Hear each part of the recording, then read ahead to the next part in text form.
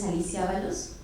Trabajo hace más de 10 años en el Instituto de Enfermedades Neoplásicas. Hemos dado algunas pautas para el advenimiento de nuevas tendencias nacionales y también de Latinoamérica. En nuestra institución fue la primera que colocamos la intraoperatoria en Perú, y eso es algo que es bueno de notar. Sin embargo, cada día, como la doctora que previamente estuvo aquí, hay un cambio día a día de qué tratamientos usar, qué plataformas usar y qué fraccionamientos están cada día más en actualización. Sabemos todos, y no somos ajenos a esta estadística, de que el cáncer de mama es una de las primeras neoplasias que afecta a la mujer a nivel internacional, y el Perú no es ajeno a estas estadísticas. Sabemos también que siempre un paciente con cáncer de mama va a requerir el tratamiento de radioterapia, ya sea para un tratamiento curativo o un tratamiento que ofrezca ampliación. Y siendo así, este término de oligometástasis, que nosotros en radioterapia podemos controlar una enfermedad localmente, ya sea en cualquier situación que se presente la metástasis, en cualquier ubicación.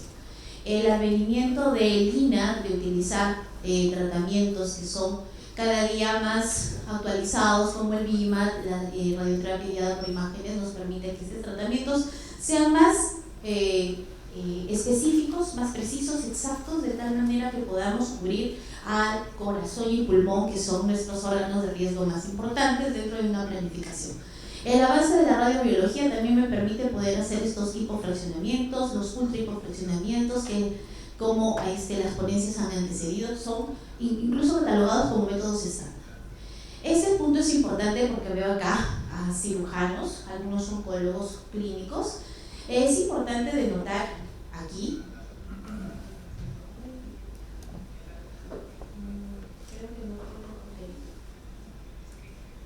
¿pueden ayudarme aquí? Sí.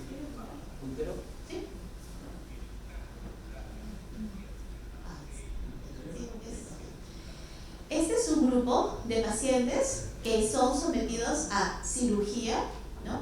Hay radiación postquirúrgica y radiación postquimioterapia. Si ustedes se dan cuenta, en las líneas celestes que observamos son aquellos pacientes que mayor a 7 meses, más de 180 días, alguna bibliografía lo menciona, disminuye la sobrevida global y aumenta la metástasis a distancia. Y lo mismo sucede aquí. Cuando nosotros aumentamos más de 42 días, o sea, más de 6 semanas, le damos el tratamiento con radioterapia, miren, tiene una tendencia a disminuir la sobrevida global y un aumento de la sobrevida de la enfermedad cuando mi tiempo es mayor de 42 días. Este punto es importante porque nosotros podemos optar por tratamientos hipofraccionados, ultra hipofraccionados, con una mejor tecnología, pero ¿es oportuno? ¿Lo estamos dando en el momento correcto? Porque esto, todo ello va a cambiar en un tiempo de 5 o 10 años nuestras estadísticas. Entonces quería denotar eso porque vamos a ver un escenario de un tratamiento de disección de axila versus radioterapia en un escenario de adjuvancia. Para eso no hay que olvidar esos estudios grandes de estos grupos colaborativos, estos metaanálisis, de 17 metaanálisis, donde muestra la importancia del tratamiento de la radiación en el control de la enfermedad, y también acá es de denotar la presencia de si es que la paciente tuvo o no post tratamiento quirúrgico N0 o N1. Si es N positivo, esta brecha es mayor si es que yo no doy tratamiento con radioterapia. El porcentaje de recurrencias va a aumentar, sobre todo entonces cuando tengo una axila positiva. ¿Qué más voy a generar? Ha habido diferentes grupos de trabajo, y entre ellos el doctor Juliano, a pesar de que tenía un P no significativo, dio grandes cambios en su momento para el manejo de tratamientos, ¿no? Y este grupo, este trabajo, medía la disección de la axila en pacientes T1, T2, N0 con ganglio centinela positivo. Fue un estudio que fue más o menos alrededor de unas 1900 pacientes que mostraba la no inferioridad. Y observamos aquí, después de tener un ganglio centinela positivo, un grupo iba a disección de axila, otro no, se hacía la cirugía, pero sí iba a tratamiento con radioterapia y luego se dio el seguimiento. ¿Qué encontramos en estos pacientes? Un equilibrio del vaciamiento axilar ganglionar y del biopsia de ganglio centinela, y era casi la muestra muy equiparable. El tratamiento de recaída regional, ¿qué encontramos? En aquellos que tenían vaciamiento axilar de 0.5 y en el biopsia de ganglio centinela 1.5. Quiero denotar acá que sus datos fueron no estadísticamente significativos. Sin embargo, hay unas críticas a este estudio que se han dado en los últimos 3 años, donde mencionan que han hecho una revisión de los campos de radiación en esos pacientes, donde en algunos de los casos sí se ha irradiado la región ganglionar. Entonces, este estudio hay que cogerlo con muchas pinzas, porque recordemos que los estudios de cáncer de mama son de largo plazo. Pero ya hubo cambios. Desde el momento que se vio el primer reporte, hubo un cambio. Por ejemplo, esto es de un grupo de brasileños, de cirujanos brasileños, que antes del Z011 recomendaban el vaciamiento axilar en el 99%, y después de la publicación solamente recomiendan hasta el 18%. O sea, el estudio tuvo un impacto en el manejo local de la axila. Sin embargo, acá también esto es un estudio que Cardoso en el 2024, este año, nos ha mostrado y nos indica, que se ha publicado recién, omisión de la axila, omisión de la disección axilar. ¿Qué va a pasar? Aumento de la recurrencia regional. Él ha realizado 9 ensayos clínicos, ¿no? Y se observa que tiene un riesgo de 1.73 en aquellos pacientes que omitieron la disección de axila a pesar de tener un ganglio centinela positivo. Entonces, nosotros hay que tomar cada caso, creo yo, y los ciudadanos compartimos esto, el escenario de la terapia locorregional, para poder definir en qué momento y en qué pacientes vamos a hacer la omisión de la disección de axila. Eso es otro escenario de adyuvancia, de estudio a manos. También pacientes que eran T1, T2, un seguimiento de 6 años, pacientes que habían tenido biopsia de ganglio centinela positivo, muy equiparable la muestra que tenían estos dos grupos. En aquellos pacientes de biopsia de ganglio centinela salió negativo, no adicionaron tratamiento, pero el biopsia de ganglio positivo, disección de axila versus tratamiento local con radioterapia. ¿Qué se obtuvo? Estos son para ver la equiparidad de tanto de este grupo de la disección axilar como de la radioterapia. Macrometástasis en el 59, que es muy similar a la dosis del 61%, y que se observó que en aquellos pacientes que se hacía la disección de axila, la tasa de recurrencia era de 0.93, mientras a lo que se daba la radiación era de 1.82. ¿Y cuál era la bondad de este grupo, de este trabajo? Que disminuía el riesgo del linfedema. Una causa muy importante, porque cada día nuestros pacientes van teniendo mayor sobrevida, y una paciente joven con disección de axila más un linfedema que posteriormente le va a causar celulitis o efectos que son de por vida, con este estudio nos decía que eso iba a disminuir los efectos colaterales. ¿No? Igual acá, la tasa de sobrevida era muy similar, así que este estudio se aprobó como muy positivo, con un P de 0.05, pero positivo.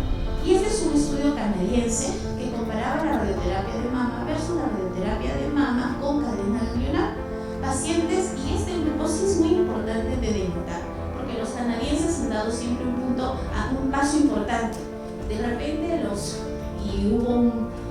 un mes, hubo un oncólogo que nos dijo, de todos los oncólogos, del grupo de oncólogos, los oncólogos clínicos desescalamos terapias, los cirujanos también, pero los radiooncólogos siempre tienen son difíciles de desescalar. ¿Qué nos ayudó? El COVID, ¿no? Eso nos ayudó a que desescalemos tiempo, espera, fraccionamientos. Pero este estudio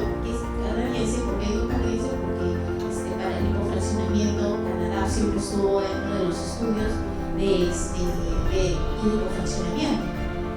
Este estudio nos indica, miren, los tumores ya no eran pequeños, no eran de 1 de 2, eran mayores de 5 centímetros. ¿Qué más? Otro punto importante acá, de los cuales a veces con cirugía siempre decimos cuándo es el número correcto para hacer una disección óptima de axila. Ellos se enrolaron pacientes que tenían menos de 10 ganglios linfáticos, los pacientes que también eran G3 y tenían inflamación linfovascular. Y este estudio canadiense, también muy equiparable, que observaron acá, miren aquí las características de las muestras, incluso G3, los receptores hormonales negativos, todo eso lo enrolaron en este grupo. ¿Y qué encontraron? Que cuando solamente irradias la mama, tienes un 84% de sobrevida libre de enfermedad. Pero si agregamos cadena mamaria, incluso cadena mamaria interna, que no es usual y siempre hay duda y es una crítica, esto, la sobrevida libre de enfermedad, sube a 89.7%.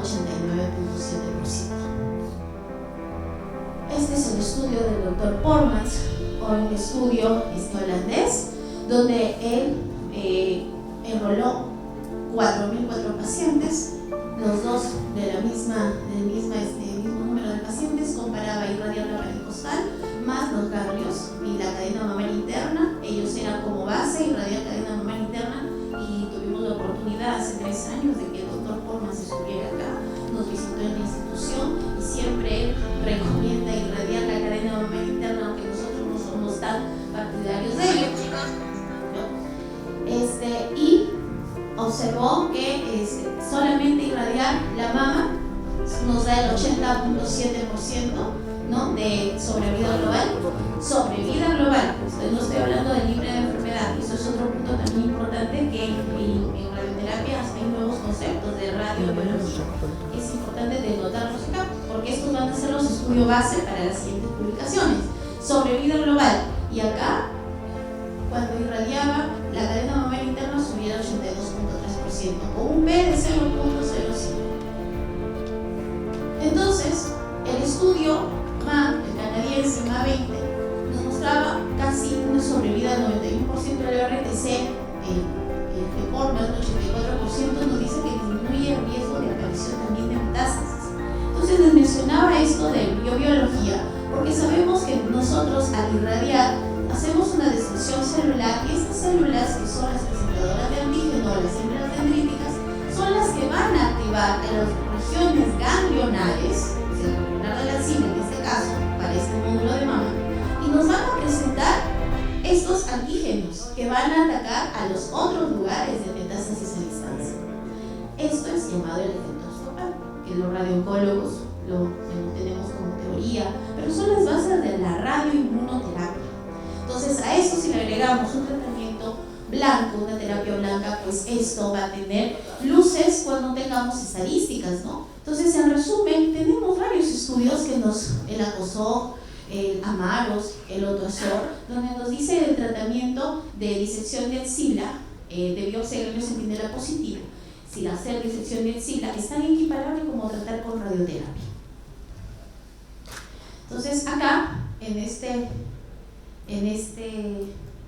punto nos vamos a quedar, porque tenemos sobre todo aquellos pacientes que lo dividen. Este estudio es un estudio del 2021, pero es bastante bueno para un escenario de adjuvancia, ¿no? Con micrometástasis no hacemos disección de axila, y que irradiamos, le podemos hacer una mastectomía y omitir la radioterapia si no hay otros factores de riesgo. Pero si tenemos macrometástasis y no hay disección de axila, hay que irradiar las regiones ganglionares involucradas. Y si tenemos, por ejemplo, más de 3 o 4 nodos, que ese es otro punto también importante acá, siempre los números de ganglios si son 4, si se de 1 a 3 nodos, ¿no?, tratamiento con mastectomía y de la radiación a la pared costal con la irradiación de las regiones ganglionares, y si tiene 4 nodos más extensión extracapsular, irradiar. Entonces, es muy fácil tener este escenario de adjuvancia. El punto viene acá. ¿Qué hacemos cuando tenemos un escenario de neoadjuvancia? Y cuando tenemos un escenario de neoadjuvancia, vamos a ver acá que tenemos esos dos estudios muy importantes, que es el 18 y el 27, donde nos está mostrando, aquí ya viene, muestra la comparación de un escenario de quimioterapia, Pacientes con cirugía versus pacientes que primero iniciaron la quimio y luego la cirugía. Pero acá agregaron uno más, ¿no? Otro brazo más, pero nos ayuda a ver lo que es tratamiento de neoadyuvancia. En este grupo, y quiero acá bien establecer estos puntos, marcaron dos diferencias: con clínica positiva, el ganglio clínico positivo, tumor mayor de 5 centímetros antes de la quimioterapia, ¿no? Todo esto fue antes de la quimioterapia, y después con el estudio anatomopatológico encontraron positividad ganglionar indiferente el tamaño. Acá no validaron el tamaño, pero sí encontraron que el porcentaje de recurrencia de enfermedad es de 14.6. Eso es cuando es clínicamente negativo, pero si ustedes se dan cuenta aquí, cuando tenemos clínicamente positivo con un tumor mayor de 5 centímetros que ha salido con ganglio positivo, miren cuando aumenta, 22.5%. Este punto es importante porque son estudios de hace más de 15 años, más de 20 años. Entonces, aquí, estas tablas es del mismo estudio. Y lo que nos permite acá conocer, en pacientes con clínicamente N1, que son positivos después de la quimioterapia, es del 14 a 22% el riesgo de recurrencia locorregional. Y si esto negativiza, este porcentaje se va hasta el 12%. Entonces, importante factor pronóstico, clínicamente, si hubo o no hubo ganglios al inicio de la neoadyuvancia. Entonces, ¿qué hacemos con los pacientes que han tenido tratamiento neoadyuvante y que ahora tenemos, por ejemplo, T3, T4 clínico? En estos pacientes que han tenido T3, T4, que han tenido compromiso ganglionar de más de 4 centímetros o que después de la cirugía han tenido margen positivo, se les debe dar el tratamiento. Otra indicación también para hacer un manejo de la axila en pacientes que han tenido un inadecuado cantidad de ganglios resecados, ¿no? Otro que han tenido de 1 a 3 ganglios, pero con otros factores de riesgo que aquí ya va sumando: edad, el grado histológico, el score genómico, si ha sido un tumor triple negativo o de inicio ha tenido o le han hecho solamente una biopsia de ganglio centinela. Pero no todo a N1 le vamos a irradiar. Que dicen, no todo es aquellos. ¿Por qué? Tenemos que nosotros tener en cuenta si ha sido solamente un ganglio, si es una paciente postmenopáusica, que es bajo grado, si es un HER2 negativo o un receptor hormonal positivo, y aquel que no ha tenido invasión linfovascular. Estas son recomendaciones que nos marca el ASTRO 2023, ¿no? Y que es necesario considerar, porque no te dan un protocolo a seguir, tú tienes que tomar en cuenta otros factores. ¿Qué más nos denota acá? ¿Cuáles son los factores que influencian? Por ejemplo, factores que debemos de tener en cuenta los radiooncólogos. Pretratamiento, no olvidarse de la historia clínica. ¿Cómo estuvo antes de iniciar la quimioterapia? ¿Cuál fue el estatus? Durante el tratamiento, ¿qué tipo de tratamiento se le hizo? Y después del tratamiento, el postquirúrgico, ¿cuál fue el estado de los ganglios? Esto es muy importante. Entonces, el tamaño tumoral, si es un T3, T4, si hay ganglios linfáticos positivos, la mayoría de los estudios nos indican irradiar la cadena ganglionar. Estos son estudios de la quimioterapia el escenario pre-quirúrgico con neoadyuvancia, todo lo que había mencionado. Entonces, aquí siempre es importante, como les decía, denotar los hallazgos en esta tomografía, por ejemplo, los ganglios en la región, ¿no?, axilar y casi retropectoral. Después de la quimioterapia, de repente vamos a tener este escenario. Nosotros tenemos que irradiar esta zona, verificar no solamente el lugar, sino la disposición de los ganglios, ¿no? Porque muchas veces no llegan a cubrirse o resecarse los ganglios que tenemos.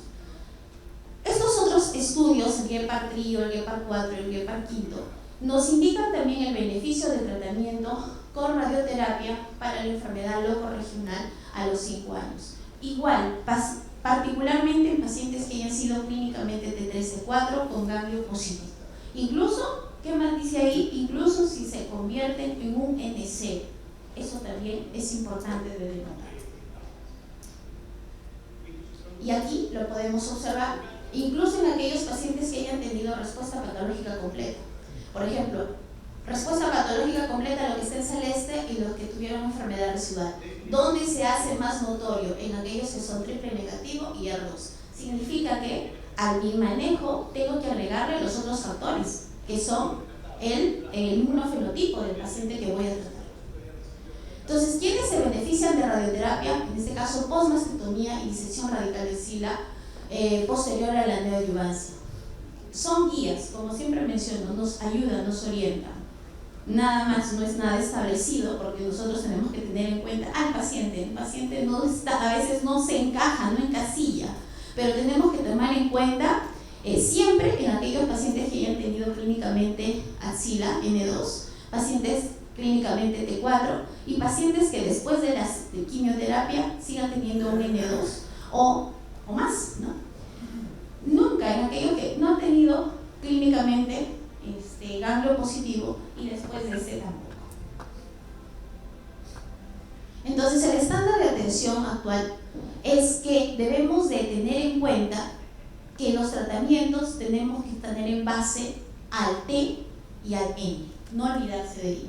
Ya lo decía el doctor Ángel Montero, que es un doctor que muchos conocidos, el doctor menciona que hasta que no se demuestren los estudios que les voy a mencionar, no podemos nosotros perder el enfoque del tratamiento local y regional, a pesar de que quimioterapia nos ha dado grandes luces, ¿no? Entonces, estos son los estudios que están para obtener resultados y ser publicados. El Allianz A11202, el NSBP 51, y este estudio es un estudio español que es bastante bueno y está para el 2028, el estudio Alarmat, que nos menciona la disección axilar versus radioterapia después de la neoadyuvancia.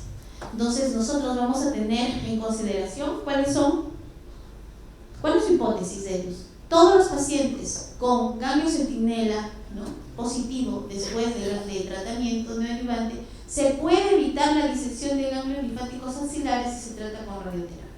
Este es un punto que en el 2028, Dios mediante, estaremos dando los resultados de esto, ya los saldrán publicando.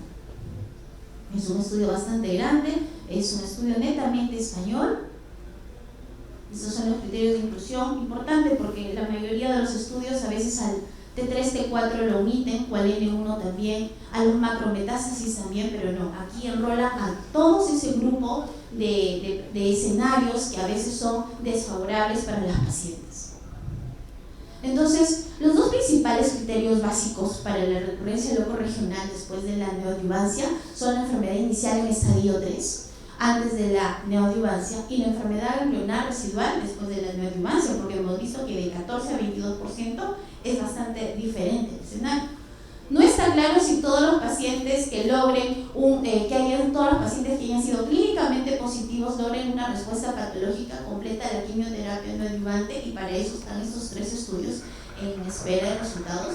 Y recordar que considerar como el manejo quirúrgico de la axila, la reconstrucción y los tratamientos sistémicos impactan en un beneficio positivo a la radiación y la capacidad de la radiación para administrarse de forma segura. Muchas gracias.